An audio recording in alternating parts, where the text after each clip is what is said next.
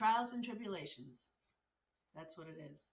And being turned down, yep. and being told no, and being looked down upon, being spoken to a certain way that's embarrassing, and instead of letting them see you sweat, come home and just curl up into a ball when that's what it is. It's being burnt so many times. And my confidence right now, and I think I've been like this for a little bit, it's not just through this footwear, launch that I'm good now. I'm good in my space because I have been turned down so much, and I've been told, who do you think you are? And not deserving of that.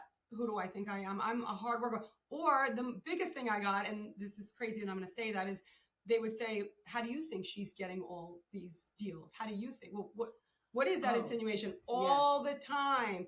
And the frustration with having 4 screaming kids when I walk through that door, and knowing my mission is to help them. The whole world doesn't need to know what's going on in my house. I need to financially help this household of children. That's my number one. Do I need to show that to you when I'm sitting there trying to do your financials? No, that shows weakness. You don't need to know.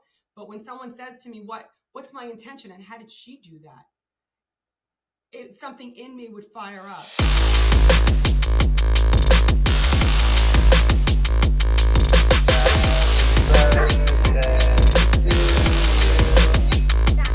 Welcome back to another episode of the No Half Cakes podcast. Today we're going to get into a real talk. So these real talk conversations are every Wednesday. If you've been around, we have our Mindset Monday. We try and start off the week with a good mindset for the week.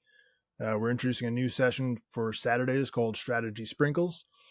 These ones on Wednesdays are just a real straight up conversation. I'll bring on a guest. We'll have a conversation about, things we've been through, things we're going through right now, our perspectives on life, and just talk about our no half cake moments, and just try and bring you a real raw conversation about how we do life and how we view life, hopefully to give you some value from that. With me today, I have 2 very special guests who actually had heard an episode I did previously, and once they did, said, hey, this is an awesome format, we got to be involved, and reached out, and I said, yeah, I'd love to. So with me today, I have a woman who has accomplished a tremendous amount, so much so that I'm going to have to read it. So pardon my eye contact for a second, but began life on Wall Street, left to raise her family. From that, started a fitness facility, which eventually sold that, went back to Wall Street, and now is a managing member of Cheeks brand Footwear in partnership with HSN. My guest, the first one to join us here, Sandra Scanni. So thank you, Sandra. I'm excited to have this conversation here with you. And I know shortly joining us will be your partner, who is a podiatrist, mother of 2, Dr. Marjorie Ravitz. I know she'll be joining us shortly, but in the meantime, thank you. I'm super pumped to have this combo. Thank you. Well, that was quite an introduction, Jim. Thank you very much. Wow. When you hear My that. pleasure. Good morning. Yes, it's when you read it on paper, there's a lot, and I'm sure you've been through a lot to kind of create all those different things. I'd love if you could just give us kind of a brief rundown of that history and kind of how you got your start, and especially making the decision to leave all of that and kind of go take care of your family. Oh, yeah. So I can't believe it when I hear all those things, like, did I really do that? And it feels like it went by so quickly. So I started my career right out of college on Wall Street. It was an amazing experience, and, commuting to the city at a young age and really not knowing what I wanted to do. And as soon as I walked into those doors, I fit like a mold. It was great. Investment banking and taking companies public and learning about the marketplace. It was truly amazing. And then I think I was there, I want to say, 10 years, and I really wanted to start a family. So at the peak of my career, I did leave because it was a lot to manage, the commute, and just it's a high pressure job at times. And even though you're young, you can, take on a lot of punches. I wanted to really separate that. But my personality lends itself to not shutting off. So as I raised my family, I needed to run a business, and I needed to be there for them while they were little tiny babies. So so with my background, as I'm in a spin class thinking, I'm like, okay, I love being in this spin class. I'm getting all this energy out, while the kids are in school or taking a nap. I need to do this. I want to do this. So that vision came to me literally in a spin class. And just to fast forward that, I decided to open a gym, a small community gym. Really, mostly moms came there because the schedule, it closed all day. I rented a space. So open at 9, all the kids and the moms put the kids on the bus, closed all day, long, and then reopened at night. And so I hired people at night to do just aerobic classes. It expanded to a point where you got to be careful what you wish for. It exploded, and it was amazing. I got men and women, husbands, wives. It opened up on weekends, a full schedule, and I busted out of it, but my kids were still very small. I have 4 with twins. So I just envisioned, like, what am I going to do? And I reached out to people because I am good that way with relationship building without showing weakness, right? Because I have all these members. I have their memberships. I couldn't handle it myself. It was that I think there was about 400 to 500 members, crazy in a small facility. And a local gym who I love and I'm still aligned with, I want to say purchased my whole gym. So it was amazing. It was an amazing time for me. And now at this point, my kids were just about finishing high school and entering college. Brain still doesn't shut off. And I took the designated test that I left behind on Wall Street, and I stepped right back into the financial career that I am still currently in. I'm a financial advisor at a wonderful firm. Went right back into it at the same pace. Believe it or not, some crossover clients from 20 years prior. So I began this wonderful career. Mine still doesn't shut off. And I'm managing, both my business and my home still. And Dr. Ravitz, who you'll soon meet, who is brilliant. We both a little bit of a square peg as we're raising our children, because both our minds are one way while we're in these PTA meetings, all in a great way. But we really aligned. We were like magnets. Not only did she treat me as a patient, our children grew up together. It's just a really great relationship that we've had, yin and yang, I want to say. And she came to me with this amazing idea about this Cheeks brand, Footwear. So she's already involved in it because she made the orthotic for this particular brand back in 2002. When I'm busy doing my gym and raising my kids, she was doing that. And one of the owners of this company came to her and said, I'm going in a different direction. Do you want to purchase 51% of it? She did. And she said, I need the business person behind it. I do the doctor part. I need the financial part. I need the business part. Is this a good company? Where can we go with it? What's our vision? So that brings us to today, where we did purchase the company, and I'm still managing my regular business. And we did launch 2 shoes with HSN, which they say sold out in one day. And it was pretty extraordinary. And from that, we're getting attention from, other people that want to manufacture our shoes in like big box stores. So it's been an incredible, incredible journey.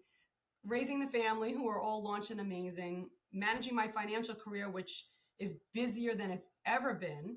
And I believe, because I tend to micromanage things, that I'm not able to micromanage that financial business, which is a good thing, because I have a support team and I have an amazing practice and I have people who I rely on that are wonderful.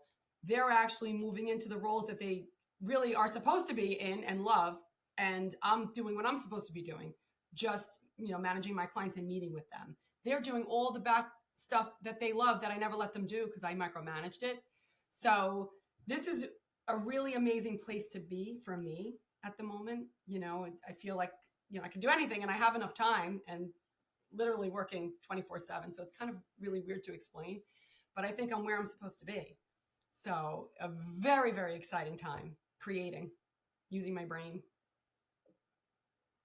That is super exciting. And I know that energy of being in something that you really enjoy doing, and it kind of just lights you up. I'm a little curious to touch on when you mentioned you're doing so many things, right? You're raising a family, you've got your financial advisory career, you've got this footwear brand. There's a lot of things that you're involved in, and that takes a lot of your time and energy. Plus, you can't forget self-care and taking care of yourself.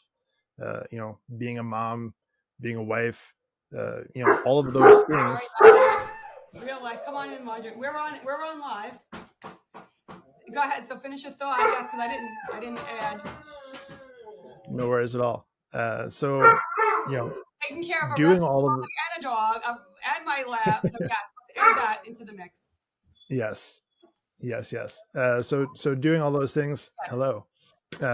Doing all of those things takes a lot. So I'm curious on your perspective on how you're able to kind of manage all those things at a high level and still see success in all those areas. So I think I have a good answer for that. So one thing that I've always done, even before, all these things manifested into my life, I don't watch a lot of TV. I don't do a lot of external things that interrupt my schedule, except for the gym, which I work out a lot. But I think external things that aren't necessary, and it's hard to explain without sounding a certain way. Certain things that don't serve me. I'm not on the phone with somebody speaking about something unrelated to what is important in my life for 2 hours or 3 hours. I'm just, if you need me, tell me what you need and let's move on. I've always been like that. My children are like that. We don't spend a lot of time doing things that just don't serve us. I'm the last person to know about a hurricane, a flood, or the weather. I just stay really focused. I want to call it like an ecosystem. I'm managed with my workouts. I don't let anything interrupt my morning workouts. Nothing. So that's one thing. I'm very scheduled that way. I don't move off of it. Even if I'm not feeling 100%, I do my workout first in the morning, which is super early. I don't do a lot of late night anything. So I'm usually in bed early. So I wake up early. And in between this amazing time, I really manage it the way that I need to. And I really don't let anything interrupt it. I don't know if that makes sense. So I do have a lot of time. I think a lot of time is wasted on things that we don't need, that don't serve what our purpose is. And that's out of that I've never done. It's not even something that I've just learned. I've always been that way. So people do often say to me, how do you fit it in one day? That's the secret. It's the phone calls. It's, am I going to turn on the TV? I mean, the news is important. Wall Street, I really get, a posting first thing in the morning with Wall Street, and I have a great team that way. Other than that, I'm really focused on what I'm doing at the moment. I hope that makes sense. So there's a lot of time in the day. I'm very surprised.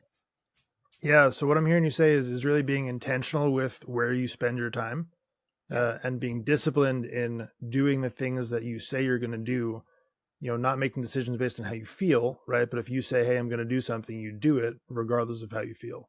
Is that right? That's correct. Procrastination, I think, is one thing, just that word, it just doesn't fit in. And believe me, I'm human. There are things that I really, don't want to do at the moment. That is not in my language. And if I'm really feeling like I'm getting overpowered by something that's a little bit stressful, because it happens, I journal it, I write it, and I work it out through workout. I don't let it interrupt my day. You will probably, except for Marjorie, never see me sweat. I think offline a few times, because we're in front of people often, that she'll probably see the Sandra that's like, okay, she's like, you having a kind of bad day? But no one else will see that. I really try and stay focused and in my lane in the highway so I can get things done. That is true. That's that's really important. So Dr. Ravitz, I'm pleased that you're able to join us here. So welcome. Thank you for joining us. Illiterate, unfortunately. That's in my resolution for this year, is to have a tutor.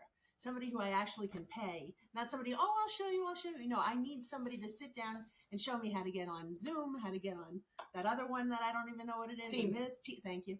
So that's a big goal of mine.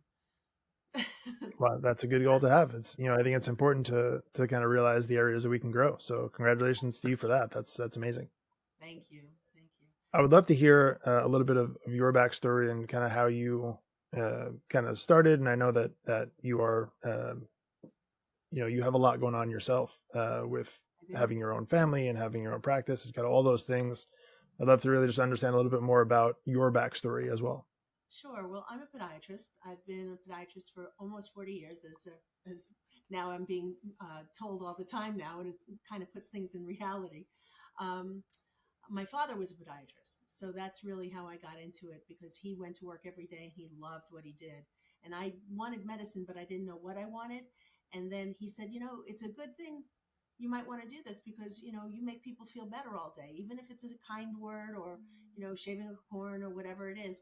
And so I worked in his office, and I really did enjoy that. And then after I went to Boston University, I went to podiatry school in Manhattan, and I lived there.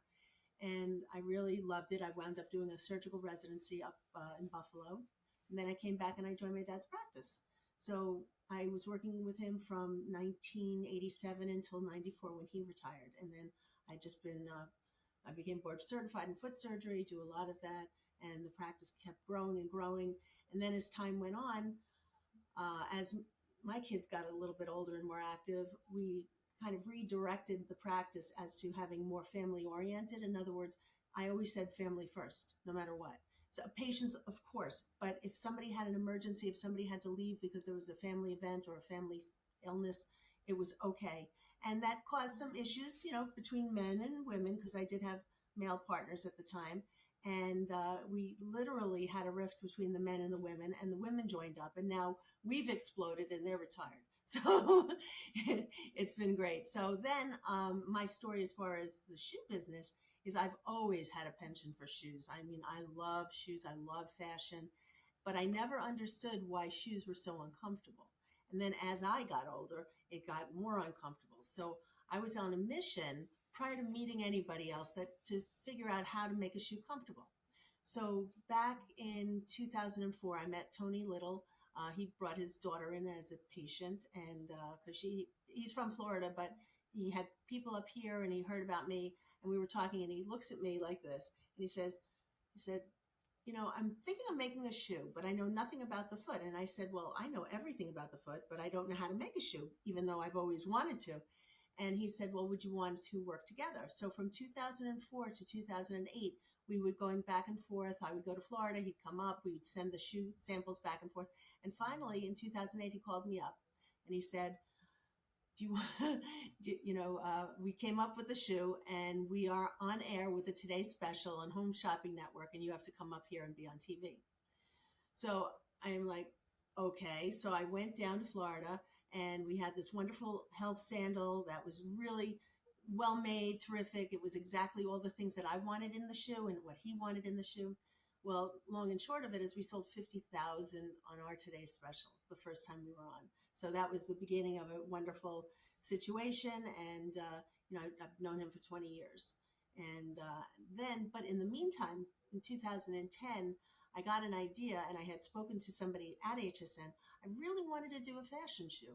I really thought that, the sneakers are great, the sandals are great, but something that was comfortable for women that needed to go to work every day and would be comfortable. So we went down to Brazil a few times where they have the biomechanical tech places, and they watch people walk, and they realize what's important in gait analysis, and in other words, how you're walking and where your pressure points are. And we came up with an unbelievable mold and a last for a shoe. And things get crazy, and so unfortunately, I still have the stuff, and I'm still thinking about it, but that particular business didn't work, but I always persevere. And I just keep going. And then an opportunity came up with with the Cheeks product that Sandra, I knew, who better than her, who's a brilliant financial person, who's got more energy than anybody I've ever known, and is relentless. She will never stop, never. And I love that. And I love her for this. I mean, because different than her, I'll sit on a Sunday morning and I'll do the New York Times crossword puzzle. I do it every day, but I'll sit and do the puzzle, whereas I know she's running 14 miles and I'm sitting in my bed with my cup of coffee doing my puzzle. But for me, that's my relaxation, and that's where I get my mojo going. And once I'm finished, then I'm ready to get my day going. So that's amazing. So that's our story. How did you two connect originally? How did you originally meet? I'd love to hear that. The Tony story? Well, yes, the Tony story, but okay. in school too. Like our children went to the same elementary school, but I had a harebrained idea when I was in spin class, and I was a fitness enthusiast, and I said, I want to do this myself. I want to create, and this is the true story because she's proof of it. Yep. I wanted to do the Peloton bike. Wanted to do, and she said to, we all knew in town that Marjorie was on TV with Tony Little. So she said, well, Tony's coming over to speak about business in our town. And she invited me over. She's like, meet him, come up with a business plan. And I did. I came up with the bike. I said, you can have me on. I'll have all the energy in the world with the music. I'll figure it out. And I made a little small business plan from what I can manage at the time with twins. I think my twins were like 6. And then I had my daughter's 7, my son's 8. I came up with my mock business plan, brought it to Tony. He said, that's interesting to do a bike with, in live with music and everything. And you as the instructor, and you can get into everyone's living room. Let me think on it. He didn't take it to the next level, which was fine. And, sometimes ideas, and then now Peloton is here. Like, okay. So Marjorie, and there's actually 2 or 3 other people in our town that know I had that idea, that I brought it to Tony Little through Marjorie. And they're like, Sandra, I cannot believe you had the Peloton idea before anybody. Or maybe they were thinking about it, but they moved on it. So then we always, like I said, we were always connected in a way when we were at the school and raising the kids. And we just always had these inventive ideas. And then she called me again one day recently and said, would you love the opportunity to get back into this, but do it on the shoe side as the financial person, while I'm the front person doing the orthotic and being on TV. So, and that's it. That's how it happened. And very recently we became managing members of Cheeks brand Footwear. So we're manufacturing shoes, and we are busy. We got purchase orders for many shoes right now that we're ready to launch, and the world is going to see them. And Marjorie is the star because she really created something that I feel like women, because we don't have men's shoes yet, maybe more. We will. Oh yes, we will. We have to. And especially like casual shoes, we want to get into more dressy shoes, but these casual shoes where you can wear a suit and be in a dressy shoe or just something really comfortable, but that the insole you can take in and take out and feel like you can wear it all day long, whether you're in a meeting, whether you're running. I mean, we have every single style shoe, but her insole, I think, is the magic here. That's why I think we're getting a little bit of attention, is because I think this is what people wanted. They want to wear beautiful shoes, but not be uncomfortable. And the other thing is, as a podiatrist, I make orthotics, and all the podiatrists do. They make prescription ones. So this is the first shoe that actually allows the orthotic that's in there, which is wonderful, which could be sold, even in any store known to man. But if you have your own orthotic, it fits comfortably. So it's like a real easy conversion. I mean, I've been doing that myself since we did these shoes lately, and I put my own orthotic in, and it's like a marshmallow. It's heaven. It's wonderful. And I'm so happy. And all I'm getting is positive feedback. My patients are calling me at the office. We get it on Facebook. They're like, oh my God, these shoes are amazing. And they're sold out. Like, we can't get them. You can't get them. I can't get them. We can't. My order was canceled. I know. And we're meeting so many people, Jim, that they're like, I would love to see them or try them. And you almost want to say, oh, no problem. We'll have like our people send you one. There's nothing. There's no shoes. So there's another one being launched February 24th, a different style that we worked on that we did over the summer that they're ready to launch. So we're pretty excited to hear a different style, to hear the outcome. It's more of a, like an athletic type. The other one's more designer, like let's wear it with leggings and maybe a cute little, dress or casual clothes. This one you can work out with, you can cross train with. It's not a running shoe, but it's a shoe for the gym. And we do have samples of that, and it is, and I've worn them all. I won't name the names. Yeah. I'm a fitness enthusiast. I go through sneakers like crazy. These are amazing. They're just, they're incredible. It's like if I go to her, with all my problems, which I have over the years with running and working out, these shoes are amazing. And I can't really say, this is why I'm not doing a testimonial, because people are like, all right, well, she owns the company. No, I tell her, I'm like, I can't even believe how these feel. They're better. And there's a couple of sneakers out there that are amazing. They beat those sneakers. And I love those sneakers. I'm loyal to those sneakers. These beat them. I can't explain it. I don't know. And it's a quarter of the price. Yeah. A quarter of the price. Yeah. No, that's true. Yeah. Yep. So we are like beyond excited. Yeah. Good. Yeah. I can literally feel the energy about this. That's awesome. Like I want to go around and hug you like, Jen, you have to see these shoes right now. So we're really excited. Yeah. And, our brains are more like creative. Constant. So we're using that to do other things. We actually have a lot of other exciting projects.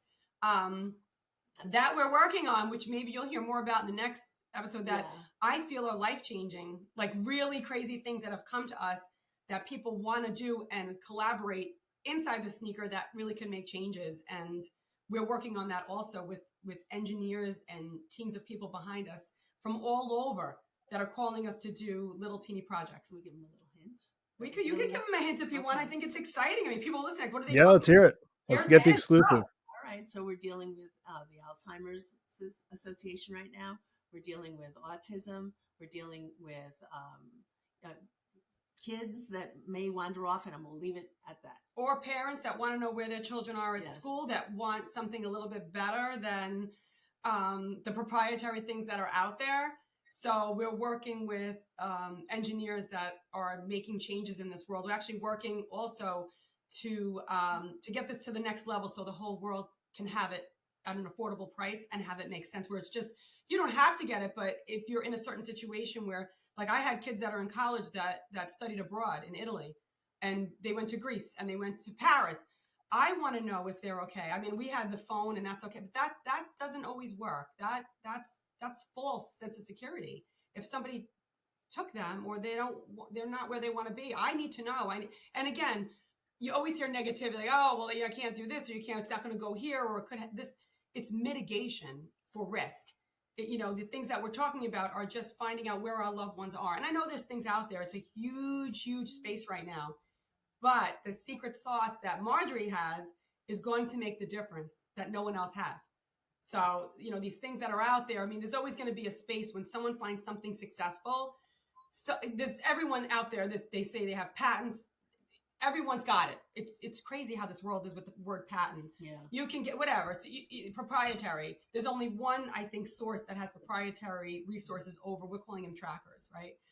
But Marjorie's got something a little special that someone else doesn't have that they want. So they came to her and we were shocked that they did. They came to us for it. And a lot of it has to do with the special needs category first.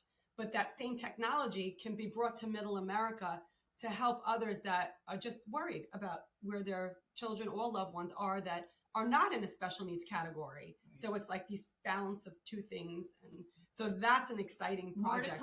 More to come on that. And we can't talk about it anymore. Yeah, right. Good. More to come on that. Good. So let's change topic a little bit. I want to ask about struggles or difficulties or things that you run into as a primarily woman-owned business, because that's a conversation. I think when we originally spoke, it was about being a good communicator, and you had mentioned it's uncommon for a guy to be a good communicator, right?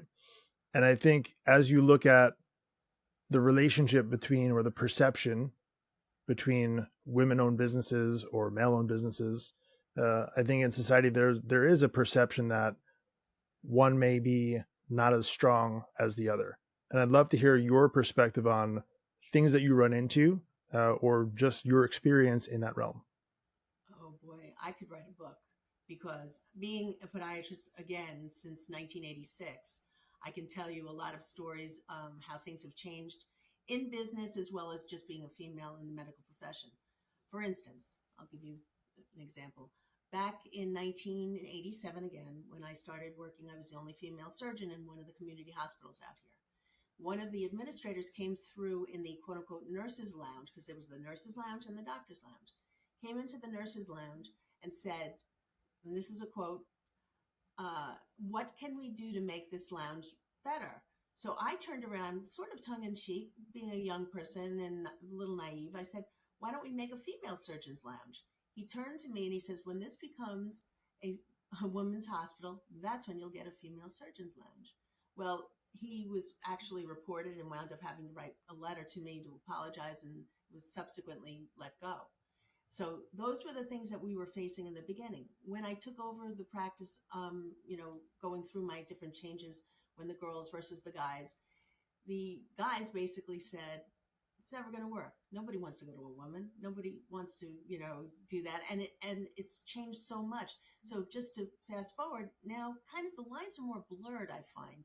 I don't really think that people are looking at, and maybe I'm wrong, Sandra, but I've had all those struggles with guys. I've had terrible things said to me. I've had all sorts of situations. But in our particular situation, maybe because we are so powerful and so, so secure in who we are, I don't get that. Right now. But I don't get that feel so much. So I don't think anybody looks at us, oh, you're women, whatever. No, they're like, we want you. We like Paul would say no more. We want you. We like you, and we stand up. But we had to earn that respect too. But we had to earn it. But but at the same time, it's like, now let's move forward on another project. Not woman, man, doesn't matter. It's blurred. Really. But you're asking for struggles. I mean, there's a lot to unpack there for where we were, and I can just pivot to where I was on Wall Street, in 2000 and change. The difference, I mean, it's nothing like it is now, but I was that same person that knocked down doors. And when you knock down doors, sometimes you get hung. So it's not a secret that I went head to head and because of my beliefs and because I think, okay, you're looking at, it doesn't matter what you're looking at, man or woman, I want that same opportunity. And that did not happen. Just crystal clear, it just didn't happen. But I would just persevere. I would just keep going and going and going with my vision. And there were a lot of struggles. And I think the reason why we are so powerful now is because if you don't align with what I'm thinking, there's somebody else that is. And I don't spend any time looking for approval from men that are in that business. And in the financial industry, I will tell you, it's a lot like that. The reason I'm at the company I'm at, there's no words, and I won't even go there too long. They're the most amazing people to work with that I've ever worked with. So I will forever be hopefully at the place that I'm at financially. The gentleman who is the president of the company understands it. His wife is a COO, but it's not even about man or woman. He's just about, hard work. What do you deserve because of your work? And whether it's a man or a woman, he gives you everything, the tools that you need to succeed, and gives everything to you. It doesn't matter who you are. And if you're working harder than the next guy, you're getting what you need. So that's where I wound up.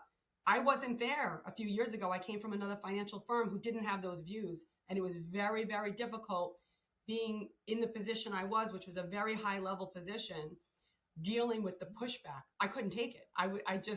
It was like getting suffocation. And it's still like that. It's still a men's club there. I'm not there, which is great.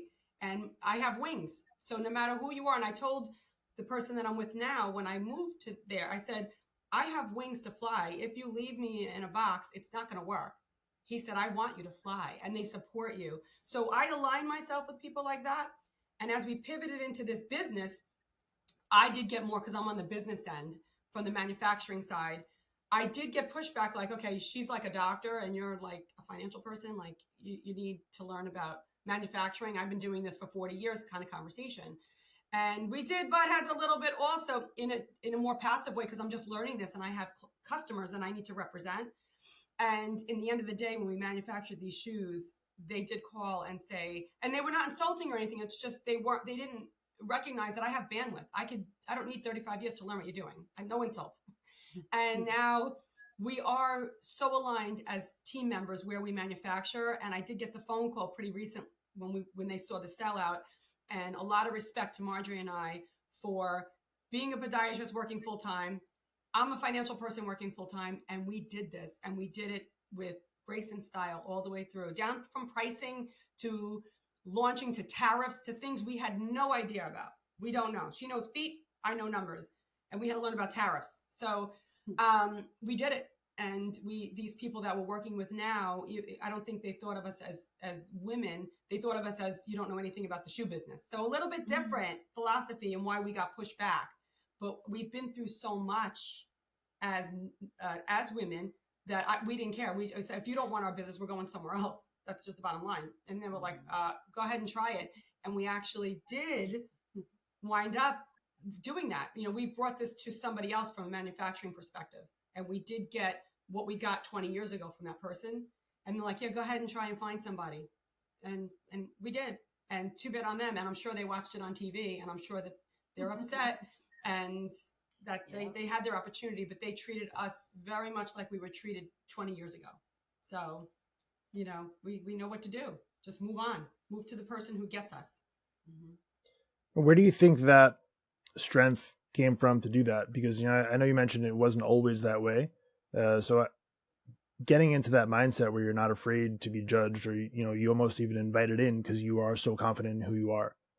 I'd love to hear a little bit more about where that came from for you in that process. Trials and tribulations. That's what it is. Being turned down, yep. and being told no, and being looked down upon, being spoken to a certain way that's embarrassing, and instead of letting them see you sweat, come home and just curl up into a ball when that's what it is. It's being burnt so many times. And my confidence right now, and I think I've been like this for a little bit, it's not just through this footwear, launch that I'm good now. I'm good in my space because I have been turned down so much, and I've been told, who do you think you are? And not deserving of that. Who do I think I am? I'm a hard worker. Or the biggest thing I got, and this is crazy and I'm going to say that, is they would say, how do you think she's getting all these deals? How do you think? Well, what is that insinuation all the time? And the frustration with having 4 screaming kids when I walk through that door, knowing my mission is to help them. The whole world doesn't need to know what's going on in my house. I need to financially help this household of children. That's my number one. Do I need to show that to you when I'm sitting there trying to do your financials? No, that shows weakness. You don't need to know. But when someone says to me, what's my intention and how did she do that? Something in me would fire up. You're not paying my bills. You're not feeding my children. How dare you? And it was constant. So that, I think, is what, especially when I had my children, my hard work ethic, when I wanted to be at their birthday party and I told my husband, you have to take them, I have to go to work, and it's a Sunday at 3:00. It was that passion that got me so fueled up with men.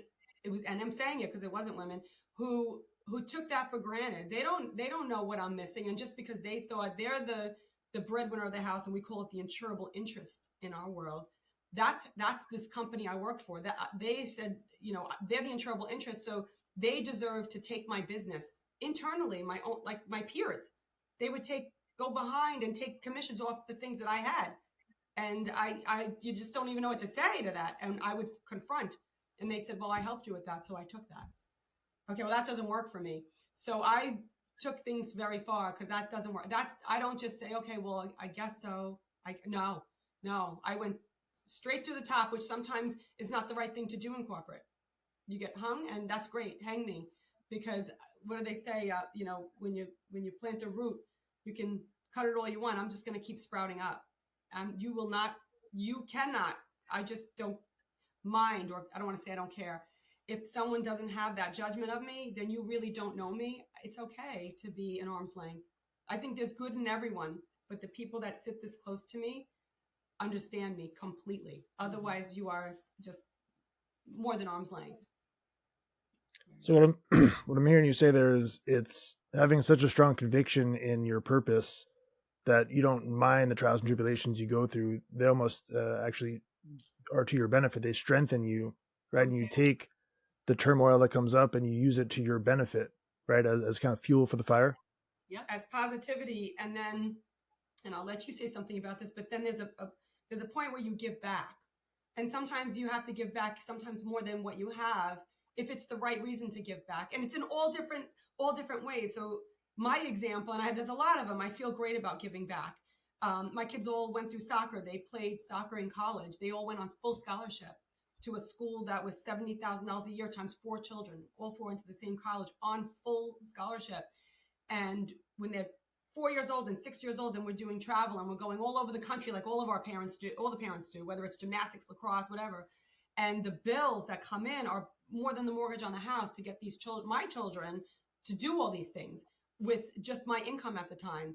And the team that we were with, which is a community team here in Smithtown, they were just good people. They figured it out behind the scenes for us all the time. They were like, no, your kids are talented. And so we went through this process. We wind up all successful on the other side. Everyone's like, oh my goodness, all 4 of Sandra's children on full scholarship at this amazing high-level school. How did she do it? Did I take the credit? No. The foundation of how we got there with these people that really helped us from the background is how we got there. Now I give them everything. I support everything. Big numbers too, they want. And they'll ask me for a charity of whatever it is. And I write the check. I don't ask. I write the check. I write the check because it's helping other people. So that I'm doing now, because look where I came, look what happened. You can't just forget those people, all of them, all of my, even my neighbors and my friends. I don't forget. You need something from me. You have a flat tire in New Jersey on the GW Bridge, and it's 12 o'clock at night, and I'm in St. James. I'm coming to get you. I am coming to get you. Can you change the tire though? And I can change the tire and drive a standard. And yes, so that's what you have to give back. You can't forget ever. True. Every person, every single one of them. And I say that because sometimes I'm shocked with a phone call or something that I do. Even recently, like I said, I remember that day that you were my first insurance policy when I was in a spin room in a gym and I went back to finance. I remember Marjorie saying to me, come and do my whole entire office, insure everybody, insure my children, insure myself. And I'm like, Dr. Ravitz, I just went from spin to Dr. Ravitz's house. And she didn't even say, she's like, just do it. Just do it. No, don't I trust you? Let me see your designation. I trust you. So do you think when she asked me, when I'm the busiest person in the world, to take on this ginormous thing, I'm like, oh, yes, let's go. Nobody better than Sandra. That is That's amazing. How do you think your experiences and these lessons have translated to your kids? I'd love to hear that aspect of it as well, because you're gonna make we us can't cry. gloss over that. Make us Right, we cry. can't gloss over that aspect of your lives as leading your family as well. You go. Your children are amazing. The biggest cheerleaders. The biggest. I have two boys, 25 and 23. And when we have meetings, my older one, who travels every day to Brooklyn from here, he's commuting, and he'll say, you got it, Mom. I know you can. You're going to be the best. You are the best. And my other one too, he said he'll come home because he's still in school, and he'll come home and goes, how did the meeting go? What do you think? What's going on now? And it's such a wonderful, wonderful thing, because my kids, I think, are both ambitious because they see what ambition brings. And I'm not just saying financial at all. I'm talking about how you feel about yourself, how you feel about what you've accomplished. My one son is going to be a phys ed teacher. At first he was doing something else, and he realized he loves coaching, he loves kids, and then he went back to school for that. And today he was leaving, and he had to go early in the morning because his class was at 8 that he was teaching. So he left at 6, and he goes not too far, about 45 minutes away. I said, why are you leaving so early? He goes, because I really want to get it right. I want to teach these kids everything that I can teach them. And I'm like, oh, that's my son. I loved it.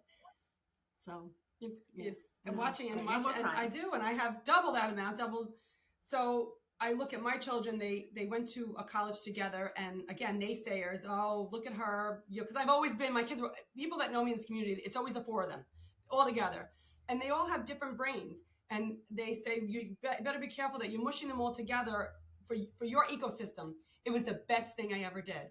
My kids all launched, they're all very close in age, they all played soccer together, so I actually was able to go to one place to watch them in college. But they rarely checked in with me. They said, no, I got it. My son Marco needed an Advil. So my daughter went to his dorm, got him an Advil. They're all taking care of each other. Sunday dinners together. They went for their masters together.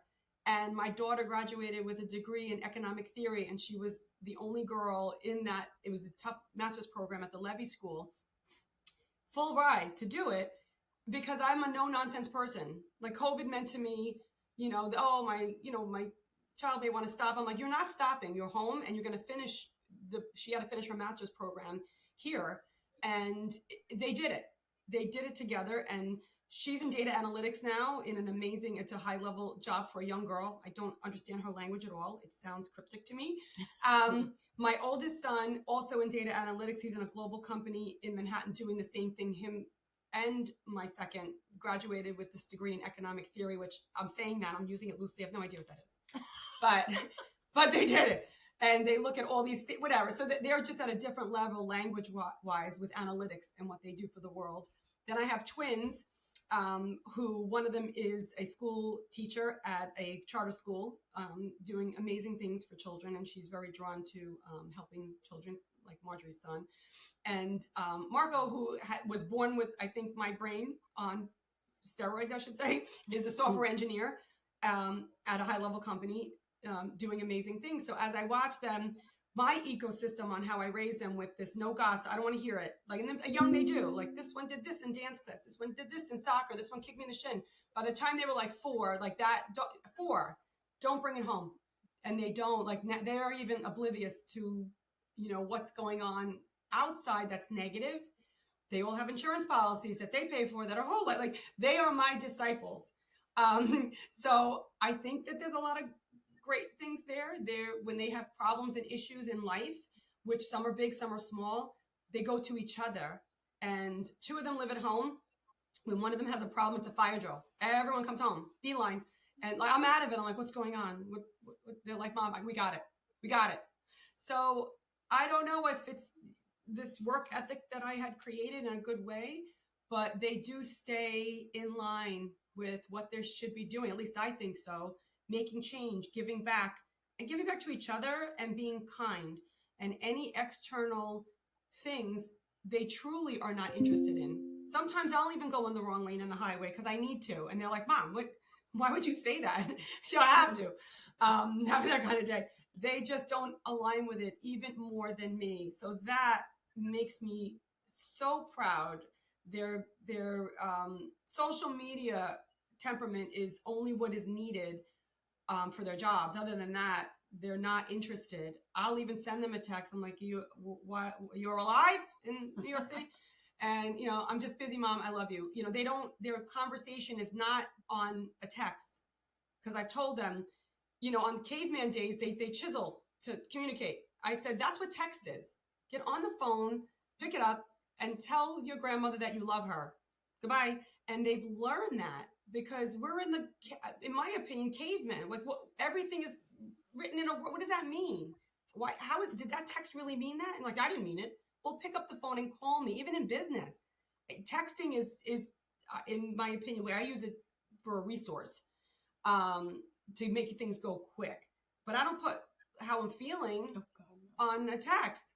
And my children, I think, are to a point where I worry about them, which is a good thing, that they're not like that. And I personally, again, I don't hope I'm not overstepping boundaries of what people feel, but I think social media and texting and, a lot of it, I think, has to temper down a little bit. I don't think what's on Facebook is real. I think, and that's okay to want to send something positive to feel good, but I think there's narrations, and I think certain kids, I don't say all of them, get influenced. Does that person really look like that? Does that, then they want to focus on that. They're talking about that right now in Congress. See, and I don't even know that. I do.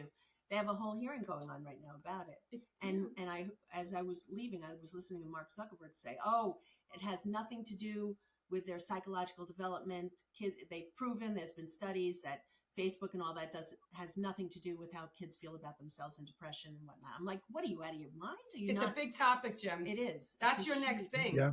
Especially for children. Oh, man. And I do think it stems from this. You have to get into I use that ecosystem. I'm not saying that everyone needs to be like me and, have this little chip of not stepping outside social boundaries, because I am very private. And Marjorie knows that. Like, I have a lot of friends. Everybody's my friend, but I have few that shoulder to shoulder. And my children are the same, and they don't do social media.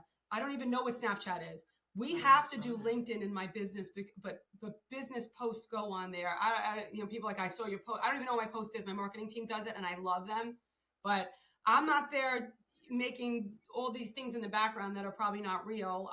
They keep my clients up to date with financial news. And I just feel like you need to read a book. I read Think and Grow Rich by Napoleon Hill. Every time I'm done reading it, I use the podcast during run, and I listen to it again. There's something in there that's important. I read The Shoe Dog because I'm in the shoe business. The person who brought Nike home, they're insane. So like, pick up a book, kids, and like, learn something. And if you really want to not open it up, you get to put it in your ear instead of something that doesn't make sense.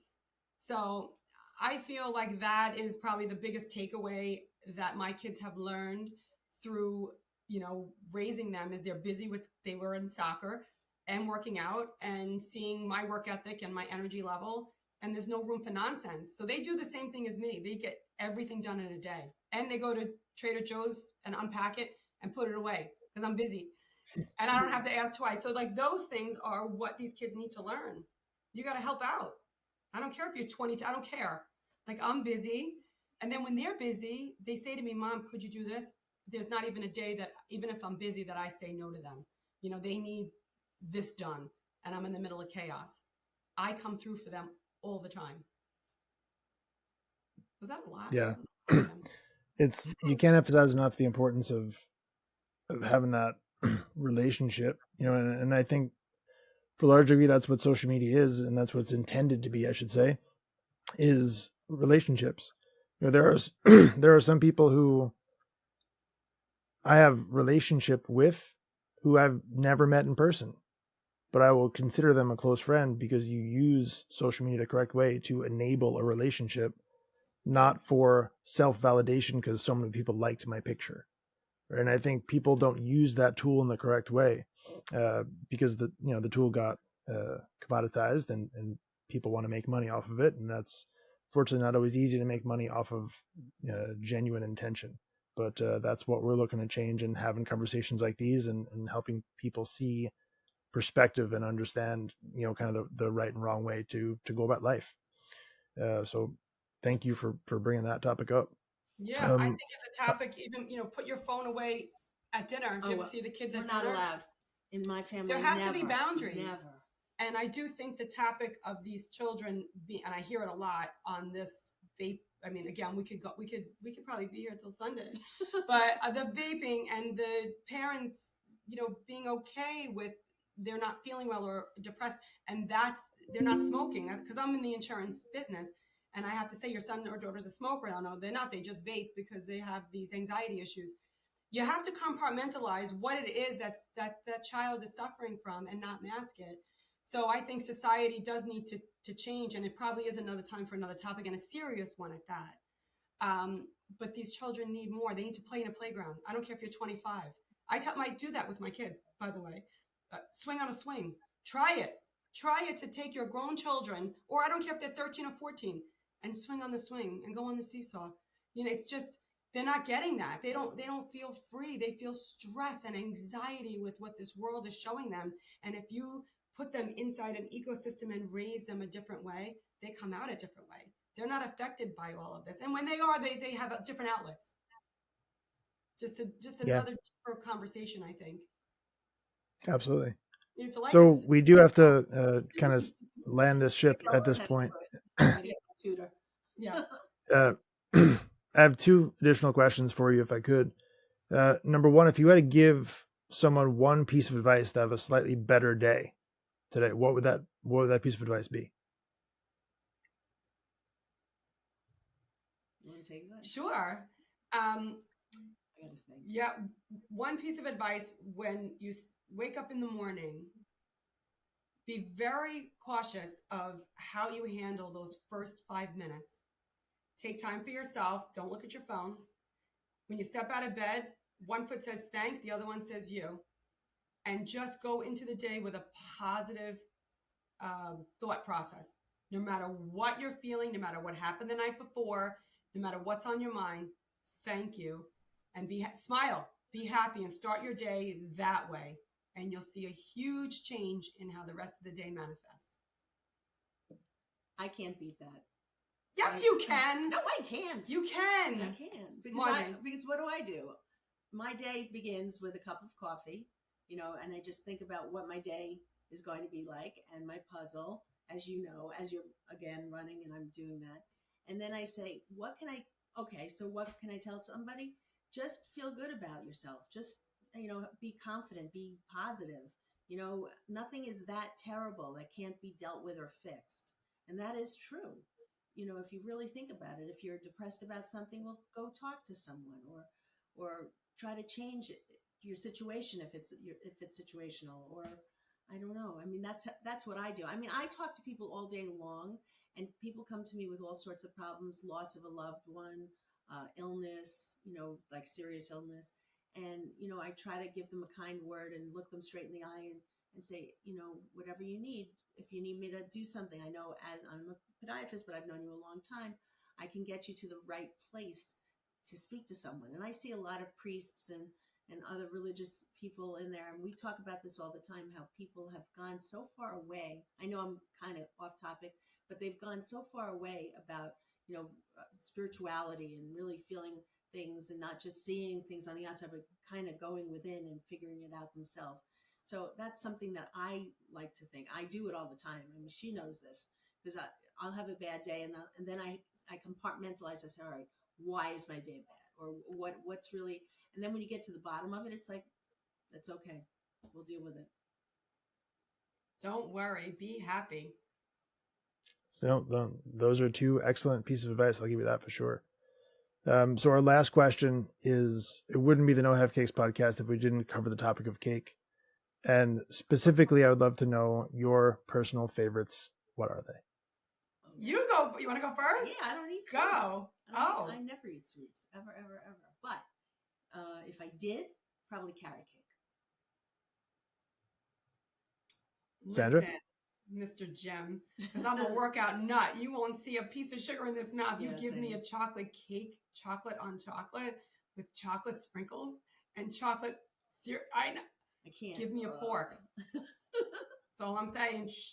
How about you? I love it. Me, I go chocolate peanut butter is usually the go-to. Oh, be still my heart. Yeah, this is peanut butter. But in all seriousness, I really just want to thank you and honor you for spending the time, for going over this stuff. There was a lot in this conversation, and I know I got value out of it. If somebody wants to continue to either get in touch with you or find out more about your shoes, kind of where would they do that? Yeah, so right now we are working on a new website. So maybe by the time, if you were invited to do another one of your amazing podcasts, that website is going to be completely created. We have our Cheeks website up now. But I think the best way to get us as we're forming this incredible business, we have a wonderful email that I can give to you.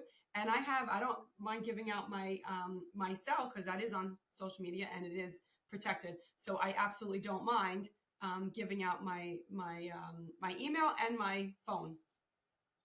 Sure. Yeah, we can certainly add those into the show notes there for you. Yeah, absolutely. Cool. We have a work email for our LLC. I'm Sandy. She's Marjorie.